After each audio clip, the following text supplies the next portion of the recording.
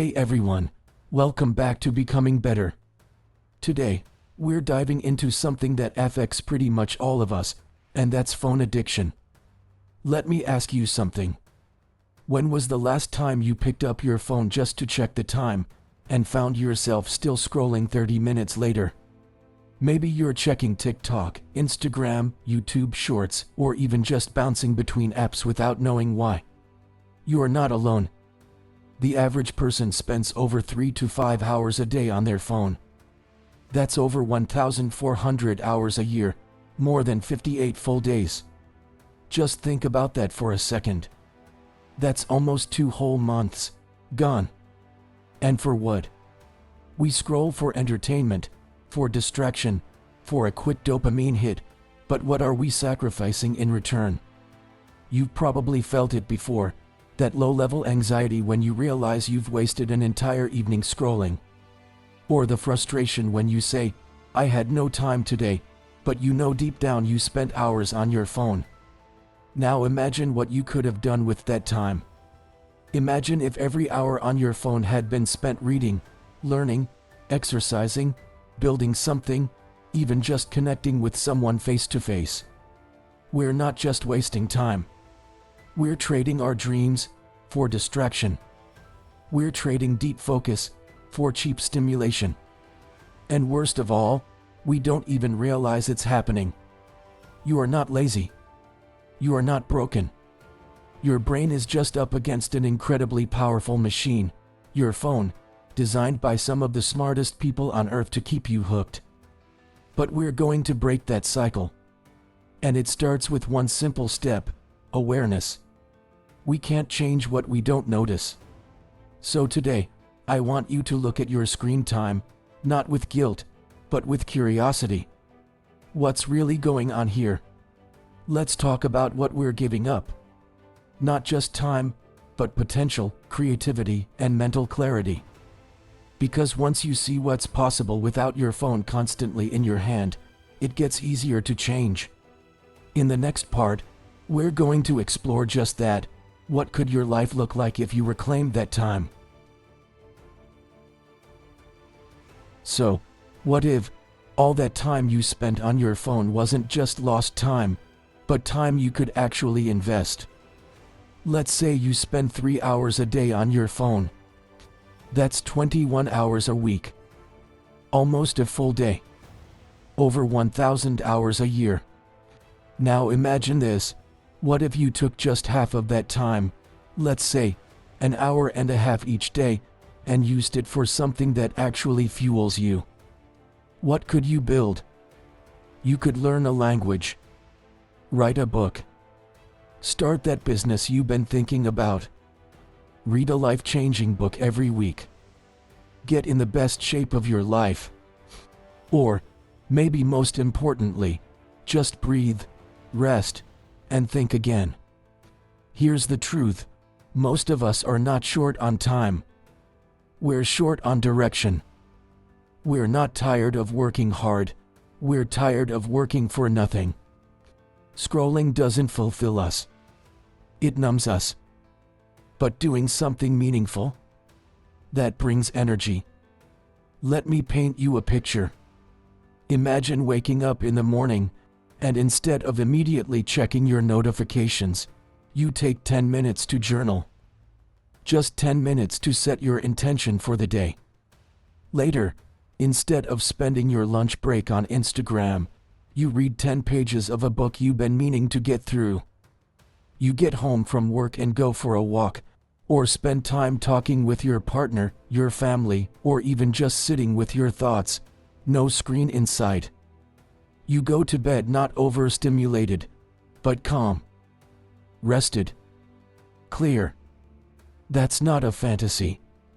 That's what happens when you reclaim your time. Phones aren't evil. Social media isn't evil. But the problem is, when you use it without purpose, it uses you. Here's something powerful I want you to remember. Every minute you give to your phone is a minute you take from your future. And you don't need to do anything extreme. This isn't about throwing your phone in a river or going off-grid. It's about intentionally choosing where your time goes and realizing that you have more control than you think. So let me ask you, what would your life look like if you stopped giving away your best energy to your phone and started giving it to yourself? What kind of version of you could emerge in 6 months? In 1 year? Coming up next, we'll talk about why it's so hard to quit, even when we know it's hurting us. Because breaking the habit starts with understanding the trap. So by now, you might be thinking, okay, I get it. I waste too much time on my phone. I want to change. But why is it so damn hard to stop?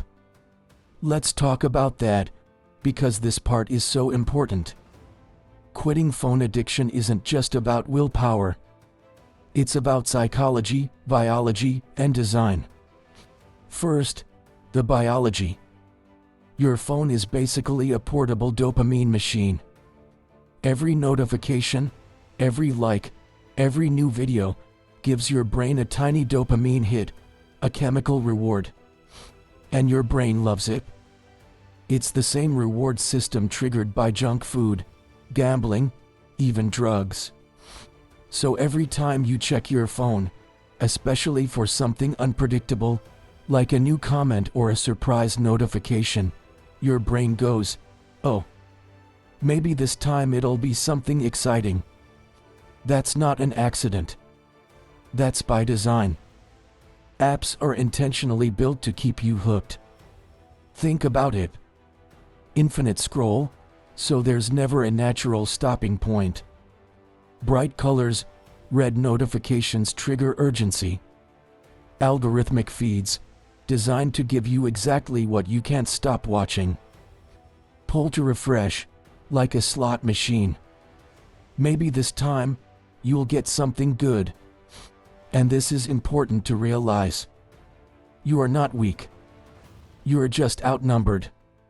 You're up against billion-dollar companies, teams of engineers, data scientists, and psychologists, all working to make sure you don't put your phone down. This is not a you problem. This is an environment problem. Now, the psychological part. When you're bored, uncomfortable, stressed, anxious, the phone becomes a perfect escape. You don't have to feel your feelings, face your to-do list, or sit with silence. Just swipe, tap, scroll. But the more you escape into your phone, the more uncomfortable the real world feels. That's how the loop traps you. Here's the pattern. Discomfort, rightward arrow, phone, rightward arrow, distraction, rightward arrow, time lost, rightward arrow, guilt, rightward arrow, more discomfort. And the loop continues.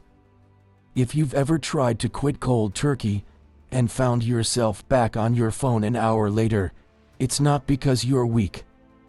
It's because you never broke the loop. And breaking the loop requires more than discipline, it requires strategy.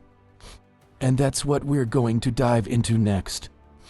So stick with me, because in the final part of this episode, I'm going to give you real, actionable tools to start breaking free. No guilt. No overwhelm. Just real steps that actually work. It's time to take your time, your mind, and your life back. All right, we've talked about the problem. We've talked about what we're losing, what we could gain, and why it's so hard to quit. Now let's get into the most important part. How do we actually break free? I'm going to give you real strategies. No fluff. No unrealistic, just use your phone less advice. These are practical, proven steps you can start using today. 1. Start with a screen time audit. Before you can change anything, you have to know what's going on. Go to your phone settings and check your screen time. Which apps are eating up your time? When do you use your phone the most? What triggers the habit? Boredom, stress, Procrastination. Awareness is your first weapon. 2. Set phone-free zones and phone-free times. Create boundaries. Examples: no phone in the bedroom. No phone for the first hour after waking up. No phone during meals or conversations. It's not about removing your phone entirely. It's about reclaiming control over when and where you use it. 3. Make it harder to get lost in the scroll. Your phone is a tool. Make it behave like one. Delete time-sucking apps, even temporarily. Turn off non-essential notifications. Move addictive apps off your home screen. Try switching your phone to grayscale. It makes it way less appealing. Use apps like 1 Second, Freedom, or Forest to create friction before opening apps mindlessly. Remember, a 5-second pause can stop a 30-minute scroll. 4. Replace, don't just remove. If you just try to cut out your phone without replacing that time with something meaningful, you'll go right back to it. Ask yourself, what am I reaching for when I pick up my phone? Is it connection? Try calling a friend. Is it boredom? Read, walk, journal. Is it stress? Try breath work or meditation. You don't need to be constantly productive, but you do need intentionality. 5. Use the 5/5/5 rule. When you feel the urge to check your phone, ask, will this matter in 5 minutes? In 5 hours? In 5 days? Most of the time, the answer is no. This helps create a pause, and that pause gives you your power back. 6. Be patient with yourself. You didn't build this habit in a day, and you won't break it in a day either. There will be days when you slip up. That's okay. The goal isn't perfection. It's progress. Celebrate the small wins. I didn't check my phone first thing this morning. I read 10 pages instead of scrolling. I left my phone outside the bedroom tonight. These are victories. And over time, they compound into a new lifestyle. Final thought. You don't have to hate your phone. You just have to stop letting it own you. Because your time is your life, and it's too precious to trade for an endless scroll. You've got dreams to chase, people to love, a life to live, fully, presently, and on your terms. So start small. Start today. And remember, you are stronger than your habits. You just needed a strategy. Thanks for listening, and if this episode helped you, share it with someone you care about. Let's help each other unplug, refocus, and come back to what really matters. Take care, and I'll see you next time.